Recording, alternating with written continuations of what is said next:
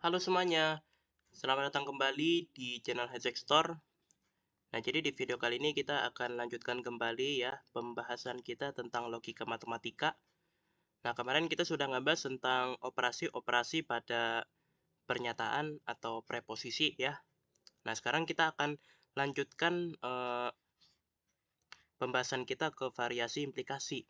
Nah, jadi kemarin kan kalau teman-teman masih ingat ya, atau kalau misalnya teman-teman udah nonton video aku sebelumnya ya, teman-teman tahu ya kan kalau ada salah satu operasi yang bernama implikasi, ya kan? Nah, mungkin ya kan kita ulang sedikit ya, sedikit tentang operasi implikasi itu gimana. Nah, jadi operasi implikasi itu kurang lebih operasi yang menggunakan prinsip if then atau prinsip yang ini ya kan yang menunjukkan jika begini maka begitu, jika begitu maka begini ya kan.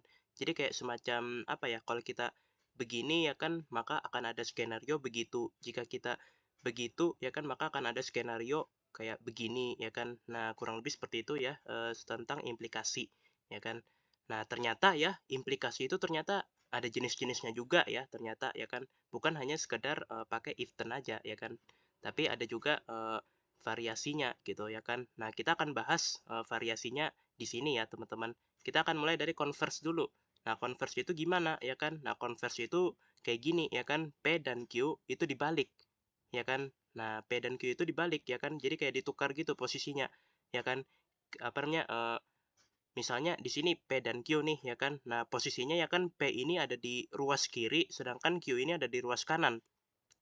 Nah, converse ini ya kan itu kayak dibalik gitu ya kan, P dan Q-nya itu tukar posisi ya kan. Yang awalnya P di ruas kiri jadi di ruas kanan, sedangkan Q yang awalnya di ruas kanan jadi di ruas kiri ya kan. Nah, itulah converse ya kan. Jadi kayak tukeran gitulah ya kan, kayak ayo tukeran gitu ya kan, P dan Q-nya tukeran gitu ya kan. Nah, itu kalau converse ya kan. Nah, tapi kalau inverse itu gimana? Nah, kalau inverse itu ya kan P dan Q-nya itu dinegasikan ya kan, jadi kayak gini ya kan. Nah, jadi di sini ya kan negasi P ya kan itu nunjuk ke negasi Q ya kan, atau implikasi lah ya kan. Ini kalau misalnya kita masih ingat ya, ini merupakan simbol dari simbol simbol dari implikasi ya. Nah, jadi kayak gini ya ya kan, jadi kayak P dan Q-nya itu dinegasikan ya kan. Nah, gitu. Kalau yang ini kan tadi dibalik ya ya kan. Nah, tapi kalau ini nggak dibalik, ya kan? Hanya saja yang dibalik itu adalah nilainya, ya. Jadi kalau misalnya P-nya nilainya benar ya jadi salah, ya kan? Atau sebaliknya, Q-nya pun juga begitu, ya kan? Yang awalnya benar ya jadi salah, ya kan? Nah, gitu. Jadi kayak dibalik gitu loh, ya kan? Bukan ditukar posisinya, tapi ditukar nilainya. Nah, gitu. Kalau untuk inverse. Nah, terus untuk kontraposisi, ya. Nah, untuk kontraposisi ini kayak gabungan gitu, ya kan? Gabungan antara inverse dan converse, ya kan? Nah, gini, ya kan? P dan Q-nya tuh dibalik dulu, ya kan? Ditukar posisi, ya kan? Yang awalnya P-nya di ruas kiri, itu diletakkan di ruas kanan. Yang awalnya Q-nya ada di ruas kanan, itu diletakkan di ruas kiri, ya kan? Lalu, setelah keduanya selesai ditukar, ya kan, ditukar posisinya, ya kan, baru deh kita negasikan, ya kan, kayak gini nih, ya kan. Nah, ini kan Q dan P-nya sudah ditukar nih, ya kan. Nah, posisinya seperti ini, ya kan, kalau sudah ditukar, ya kan. Lalu ya kan kita negasikan keduanya, ya kan, Q, ya kan, dan P-nya itu nah kita negasikan kayak gini, ya kan. Nah, seperti ini ya. Nah, gitu ya kan. Nah, jadi ya kan apa namanya, dibalik dulu ya kan, ingat dibalik dulu ya kan, atau tukar posisi, baru ya kan nilainya yang dibalik ya kan, jadi posisinya yang ditukar dulu ya kan, baru nilainya yang ditukar. Nah, itu kalau kontraposisi.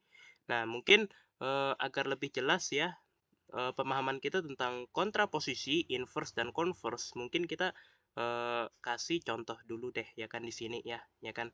Nah, misalnya ya di sini kita asumsikan kita punya sebuah preposisi ya kan, atau pernyataan yang berbunyi jika Steve jago coding maka ia adalah anak IT ya kan. Nah, maka ya kan, nah kita akan tentukan converse-nya, inverse-nya dan kontraposisinya ya. Yang pertama, converse. Nah, converse-nya itu ya kan seperti ini bunyinya. Jika Steve anak IT, maka ia jago coding, ya kan. Nah, jadi kayak dibalik ya kan. Nah, yang apa namanya, P-nya tuh yang mana ya kan. Nah, P-nya tuh yang ini, yang Q-nya tuh yang ini ya kan. Nah, jadi ya kan, apa namanya, jika Steve jago coding, nah ini kan, P-nya nih ya kan, maka ia anak IT ini adalah Q-nya ya kan. Nah, kalau dalam converse itu dibalik ya kan. Nah, apa namanya, jago codingnya itu yang awalnya di ruas kiri nih ya kan. Nah, pembatasnya nih koma yang ini ya kan pembatas antar ruasnya ya kan. Nah, Steve yang jago coding itu ada di sebelah kiri, ya kan, ada di sebelah kiri ruas, ya kan. Nah, itu kita pindah ya kan ke sebelah kanan ruas, ya kan. Nah, tuh lihat, ia jago coding. Nah, itu di ruas kanan sekarang, ya kan. Nah, terus ya kan yang anak IT-nya ini ya kan itu ada di ruas kanan, itu kita balik ya kan ke ruas kiri, kita pindah, ya kan. Nah, tuh lihat anak IT ya kan tuh di sebelah kiri ya kan, di sebelah kiri ruas sekarang, ya kan. Nah, gitu. Ya kan. Nah, itulah converse. Namanya juga namanya juga converse ya kan, dibalik gitu loh, ya kan. Pernyataannya tuh dibalik ya kan. Nah, jika Steve jago coding, maka ia anak IT. Jika Steve anak IT, maka ia jago coding, ya kan. Nah, dibalik gitu, ya kan. Nah, itu kalau converse. Nah, terus kalau inverse itu kedua-duanya tuh dibalik ya kan. Nah, jika Steve tidak jago coding, maka ia bukan anak IT. Nah, jadi ya kan kedua pernyataannya itu ya kan kayak dibalik gitu ya kan. Nah, yang awalnya positif jadi negatif atau negatif jadi positif ya kan. Benar atau benar jadi salah atau salah jadi benar ya kan. Nah, kayak gini ya kan. Kita lihat di sini. Jika Steve jago coding, nah ini kita tahu ya kan kalau pernyataan ini tuh bernilai benar ya kan. Jika Steve jago coding ya kan. Nah, jago coding ya kan. Nah, terus ya kan kita ubah ya kan pernyataan ini itu jadi bernilai salah ya kan. Gimana caranya? Caranya kita tambahkan kata tidak ya kan. Jika Steve tidak jago coding ya kan. Nah, itu kan nilainya kan jadi salah tuh ya kan. Nah, tidak ada kata tidaknya ya kan menunjukkan eh, menunjukkan kata apa namanya? Menunjukkan sebuah pernyataan yang menolak, ya kan? Pernyataan penolakan gitu, ya kan? Yang kita anggap saja itu sebagai pernyataan yang bernilai salah, ya kan? Nah, sedangkan ya kan yang maka ia anak IT ini pun juga bernilai benar. Nah, gimana caranya agar maka ia anak IT ini itu jadi bernilai salah? Nah, caranya kita tambahkan bukan, ya. Nah, gitu. Maka ia bukan anak IT. Nah, kenapa kita nggak menambahkan dengan kata tidak aja gitu loh? Ya kan kayak gini kan ini kan tidak ya, ya kan? Ini kan tidak ya kan. Nah, sedangkan ini bukan. Nah, kenapa ini kok bukan? Kenapa bukan tidak gitu loh? Ya kan isinya gitu loh. Nah, karena kurang cocok aja ya kan, maka ia tidak anak IT kan kurang cocok ya teman-teman. Jadi kayak lebih tepatnya ini kayak kesesuaian gitu loh ya kan, seberapa nyambung eee, pernyataannya gitu loh ya kan. Nah, jadi ya kan biar nyambung kan eee, kita mesti pakai kata bukan, bukan kata tidak ya kan. Kalau kita pakai tidak kan kayak agak agak belibet ya kita ngomongnya tuh. Maka ia tidak anak IT kan kayak apa ya, gatel nih, mulut kita nih gatel nih, ya kan. Karena emang, apa sih ini, gitu loh, kayak, aduh, intinya nggak nyambung gitu loh. Maka ia tidak anak IT, apa gitu loh maksudnya. Nah, jadi ya kan kita pakai aja kata bukan. Nah, gitu. Yang terpenting ya, mau tidak ataupun bukan, itu sama-sama eh, kata yang menandakan penolakan. Kata yang menandakan kalau pernyataan ini nih itu bernilai salah, bukan bernilai benar. Nah, itu ya, teman-teman. Nah, ini kalau untuk inverse. Nah, sekarang kita akan bahas tentang kontraposisi, ya kan? Gimana nih lagi, ya kan? Kalau kontraposisi, ya kan? Nah, kontraposisi ini kan yang kita tahu kan gabungan nih, inverse dengan converse, ya kan? Nah, gitu. Jadi urutannya tuh converse dulu, baru inverse, ya kan? Nah, jadi ya kan pertama, ya kan, kita tukar dulu, ya kan? Jika Steve jago coding, maka ia anak IT, ya kan? Nah, ini kita kita tukar dulu, ya kan, kedua pernyataan ini jadi seperti ini. Jika Steve anak IT, maka ia jago coding, ya kan? Nah, hasilnya seperti ini, ya kan, setelah kita balik. Nah, baru setelah kita balik, ya kan, baru ya kan kedua pernyataan ini itu nilainya kita balik, ya kan? Nah, awalnya kan ini kan keduanya nih bernilai benar. Ya udah kita ganti aja jadi bernilai salah, ya kan? Nah, jadi ya kan, hasilnya tuh kurang lebih seperti ini. Jika Steve bukan anak IT, maka ia tidak jago coding. Nah, gitu ya teman-teman. Jadi kayak dibalik dulu ya kan, posisinya baru dibalik nilainya, ya kan? Nah, hasilnya tuh kayak gini. Nah, gini ya teman-teman. Jika Steve, bukan anak IT, maka ia tidak jago coding, ya kan?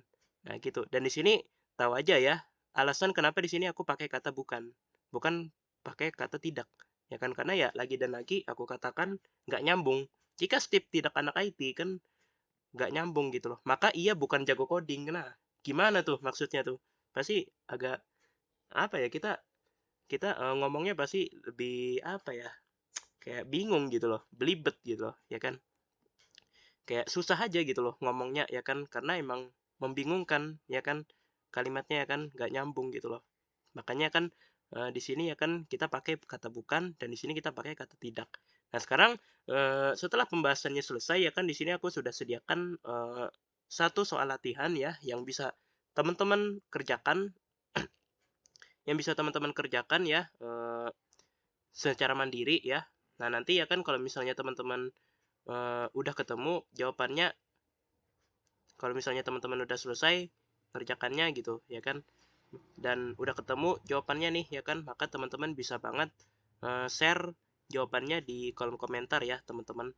Nah jadi, ini dia soal latihannya ya kan. Jadi ada sebuah pernyataan ya kan, yang bunyinya itu seperti ini, "Jika Steve melamar posisi full stack developer, maka ia paham front end dan back end." Ya kan. Nah jadi ya kan, tentukan nih ya kan converse-nya, inverse-nya, dan kontraposisinya itu ditentukan tiga-tiganya ya teman-teman.